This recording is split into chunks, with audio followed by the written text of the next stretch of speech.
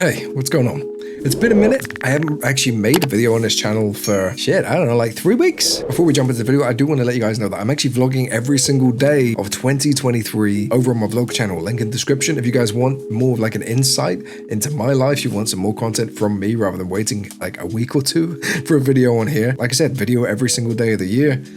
Check it out. See if any of the videos take your fancies. Some of the videos are just me walking around, taking some videos with my kids. Other ones are me sitting down, talking about some real shit like anxiety, depression, mental health stuff. If any of that interests you, head over to the channel and check it out. In today's video, I'm actually going to be rewatching a video I made back at the beginning of 2022, where I spoke about some of my most anticipated movies of 2022, and we're going to react and see how good those movies actually turned out to be. I'm going to say I love the green screen set that I had. I've still got it. It's just I have nowhere to put it in this room. This is like a family room, so having a giant green screen, even though it's like a foldable one, it's going to be in the way. The intro! Dude, I haven't used this thing in so long. I spent so much time on that, man. I loved how it turned out. It was just way too long, man. People were tuning out of the video before it even began. Kicking off the list, we have Sonic the Hedgehog 2. The first movie was super fun. It was interesting. It was a good take on a video game classic. And I said in my last video, they are getting better with video game movies. There are a lot of things that need to be adapted properly. There are a lot of character development and changes and backstory that needs to be explained before we even think about making an independent story. And I feel like Sonic the Hedgehog was one of the movies that actually did it really well. So Sonic the Hedgehog 2 was actually it was really good, man. The first half of the movie was kind of filler. Like it was just, okay, so this is the plot, we're setting things up, But as you go through the movie, it actually turned out pretty good. The final sort of 20 minutes where Sonic goes supersonic, takes down Eggman, uses the Chaos Emerald, it was fucking amazing. Obviously, the post-credits, we got the teaser for Sonic the Hedgehog 3 and Shadow, which is gonna be absolute fire, but I don't think that's coming out until 2024, which sucks. But yeah, Sonic the Hedgehog 2 turned out to be like, I think I'd give that like an 8 out of 10. That was a solid movie. I'll be honest when I say that Jurassic World has not been my favorite take in the Jurassic Park series. There are a lot of things wrong with it. A lot of acting performances that could have been better, a lot of story, script-based stuff that could be improved on. But I feel like as a fun movie, something that you would just go out of your way to watch, grab some popcorn, stick on a good movie, Dominion is going to be one of those. Dominion was okay. I mean, it was nice to see all of the Jurassic Park guys come back together, you know, had Grant and all that, but the CGI was good.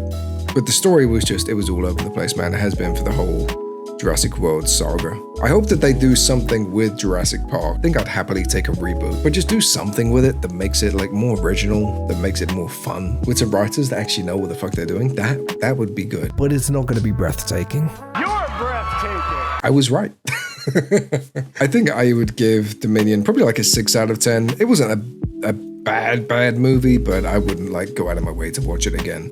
It's one of those movies I put on with my kid so that he can watch it, and I'd kind of glimpse at it every now and then. Chris Pratt as Mario is one of the most intriguing ideas I've ever heard. Let's bring up the list. Was Mario meant to be coming out this year? I'm sure it was always set for 2023. Anya Taylor-Joy as Princess Peach, Chris Pratt as Mario, Seth Rogen as Donkey Kong, Jack Black as Bowser, Keegan-Michael Key as Toad. Like, dude, this is the weirdest casting I have ever seen. You know what? The casting is super weird, don't get me wrong. I feel like I should move my webcam. All right, that should be better. Yeah, the casting's really weird, but I feel like from what we've seen in the trailers, like I said, I'm sure it was always set for 2023. But what we've seen in the trailers, it actually, it looks really good. Chris Pratt, I know he's got some like hate towards towards some of his lines, but I feel like he's gonna do a good job. Every single other actor, especially Keegan-Michael Key and Anya Taylor-Joy, they're like the standouts to me. This is one of the movies I'm most excited for this year. But yeah, I don't remember this ever being set to come out in 2022. Raw curiosity. I've never been like this for a movie before. I need to see it. I feel like my microphone's like super bassy. It's weird. Number 7 on the list is Avatar 2, which is meant to be coming out around about Christmas time. I got a feeling it's going to be delayed because it's going to be one of the most CG-heavy films in the history of cinema, but I feel like it's definitely going to be a banger. All I've got is a couple of set photos. There's a lot of underwater sequences that seems to be a main theme, whereas the last movie was like mostly air and land-based, which is kind of cool. Avatar 2, it's got really good reviews. Apparently the CGI is like incredible. I haven't had a chance to go and watch it, which fucking sucks. But they didn't delay it, which is an upside. Isn't Avatar 3 coming out either later this year or next year? Pretty sure it is. I am determined to watch Avatar 2 within the next couple of weeks. It's just finding time with kids and YouTube and everything else to get to the cinema and actually watch it. But from what I've heard, CGI is great. Story's a little bit mid. The person that reviewed it for us on Level AFK said it was like a really fantastic movie. What did we review on Level AFK? Okay, so we actually gave it an 8 out of 10, which isn't bad. I still do not think this movie is going to hit 2 billion at the box office though. That's a bit too much of a reach. Now, the infamous Morbius. Let's talk about it. Is it going to be part of the MCU, or is it going to be related to the Venomverse? Because he made a Venom reference in the second trailer. Morbius was, it was an experience. I don't know. I didn't hate the movie. I feel like it was actually one of Jared Leto's better performances. But Matt Smith, like, he was really fucking weird in the movie. Like, I love him as an actor. I loved him as Doctor Who, but put him in this movie, I don't know whether it was the writing or not. It was not particularly enjoyable. The story was average. It was as expected. And the final fight scene was meant to be this big fucking climax where they really sort of dive into, okay, well, Morbius is, fighting for his life. He's trying to save his friend at the same time. I couldn't see it. There's just this big, weird fucking action sequence with bats flying everywhere. It's pitch fucking black. There's no lighting. Even when you can see the characters fighting, they're surrounded by this like shroud of smoke, which stops you being able to see the actual action. And I still, to this day, I don't know if Morbius is even connected to the Venomverse or whether it's Sony's thing that they're doing with all the Spider-Man. I don't know. It was a very strange movie, put it that way. Black Panther 2. It's going to be fucking horrible going into this movie without Chadwick Boseman because, yeah, what's going to happen with Black Panther and all that kind of shit, that's an element of it, but he was the heart and soul of Black Panther. Yeah, Wakanda Forever. It was my favorite Marvel movie of 2022. Even better than all the series. It's probably up there, top 3 Marvel movies of all time. And it was the way that Ryan Coogler created such an impactful story that delivered on every single fucking note. He had the passing of Chadwick Boseman. He had the continuation of the story of Black Panther, Easter eggs and teasers towards Ironheart and Armor Wars. There was so much that he had to balance. The way that they brought Eric Killmonger back was great. Shuri's Black Panther was amazing. Ironheart, fantastic. Okoye in the movie was great. Angela Bassett, her fucking monologue and her speeches and her performance, everything about the fucking movie was perfect. It's up there with a 10 out of 10. For me, that's how good this fucking movie is. And last, something I have a trailer for. Enter the Multiverse was a great film. Across the Multiverse, part one, which gives anticipation, building hype. It's gonna be crazy. See, this I know got delayed, which sucked. But again, looking at the trailers that we have for it now, it looks pretty good. I don't think it's gonna measure up to the first movie though. I still think it's gonna be a good movie, especially seeing as there's a lot of rumors that Tobey Maguire and Andrew Garfield, the Peter Parker from the Spider-Man games on PlayStation, and even Tom Holland are rumored to be coming in to Across the Spider-Verse, which will then lead into the Madam Web movie. It's very exciting. Anybody who knows me knows that I'm not a massive fan of DC movies, but The Batman with Robert Pattinson, the darker take on DC movies which has been occurring over the last couple of years, ever since Joker, I love it. I feel like that is where their story belongs. Darker, more gritty universe, somewhere that Marvel is kind of afraid to dip their toe into. I feel like The Dark Knight takes first place, but this movie, very, very close second. It felt like a more modern take on a classic Batman film, particularly like the final sort of half hour to 40 minutes, the big showdown at the end. It felt like you weren't really watching an actual superhero movie. You were watching a vigilante control of the story and try and save a city. It didn't feel like you were watching like Superman just beaming down a couple of people and calling it a day. Robert Pattinson as Batman as well was actually a really good portrayal. I hope that they do more stuff with Robert Pattinson as Batman, but with all the DC stuff going on at the moment with James Gunn flipping everything on its fucking head, I doubt they will, but I hope they keep him in. And I also hope that they make a sequel with Joaquin Phoenix as the Joker that is not just a musical.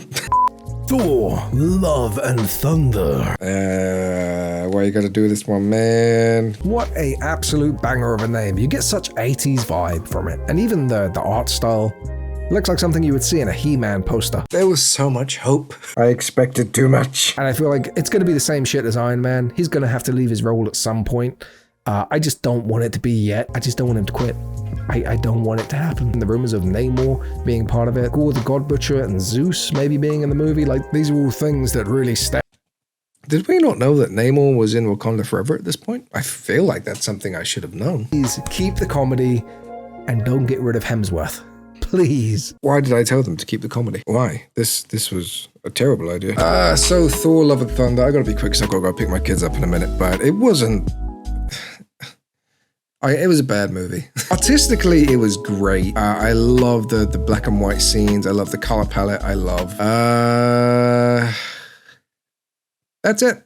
Chris Hemsworth was great in the role as always, but I feel like Taika Waititi just did way too much comedy in the fucking movie. It retracted so much from the serious moments. Even like a bunch of kids got kidnapped and Thor's just sitting in a cage with them making jokes. Gorr was great. Jane Foster taking up the mantle as Thor and then dying immediately afterwards. Meh. And then they wrapped the fucking movie up by, okay, well, we can keep Hemsworth in. He now takes on Gorr's kid, who's actually Chris Hemsworth's kids in real life, which means I think they just wanted to put them in future movies together. I don't know, it didn't sit right with me, man. The artistic side of things was great, but everything else was kind of mid, so I'd give that one like a 6. So that leads us to the number 1 spot, which is, of course, have you guessed it yet? Have you guessed there's candles? They're candles, they're being blown out. What is this? Have you guessed it yet? Nope. Have it, come on, you can get it. You can get Doctor Strange. Benedict Cumberbatch. It's Multiverse of Madness, of course it is. So I love Benedict.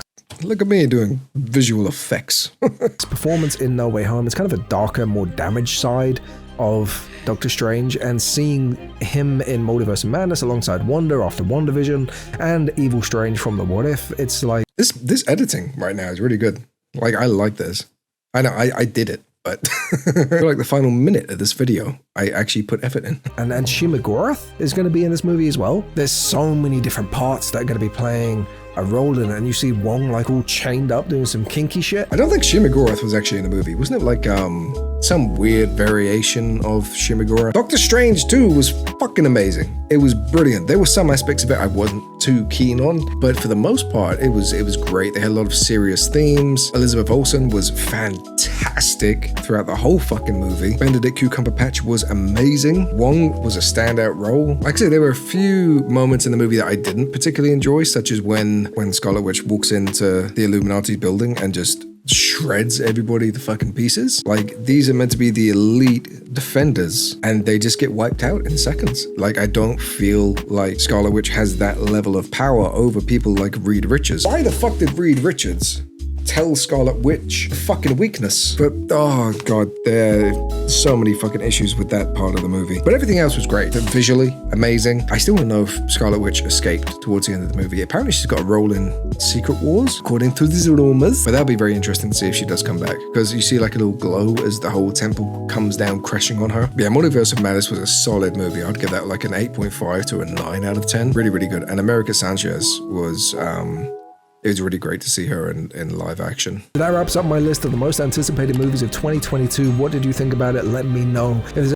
Chunky, you did good. All right, I'm going to wrap up the video here. I need to go and collect my kids from school. 2022 delivered some fantastic movies. Wakanda Forever and Multiverse of Madness are definitely my favorites. But this year, we have some bangers coming out. So make sure you subscribe to the channel and check out the video coming out next week where I talk about my most anticipated movies of 2023. I will also be talking about my favorite games, talk about my own goals and aspirations for the future of not only this channel, but all the projects that I'm working on and for myself, which is going to be lovely. Once again, reminder that I am vlogging every single day of 2023 over on my vlog channel. Check out the link in the description and I will catch you guys in the next one. Let me know what your thoughts are for the movies coming out of 2023 and what were your favorites of 2022. Let's talk about it. I'll be in the comments. I love your faces. You're amazing and beautiful. I'll catch you guys in the next one. Peace.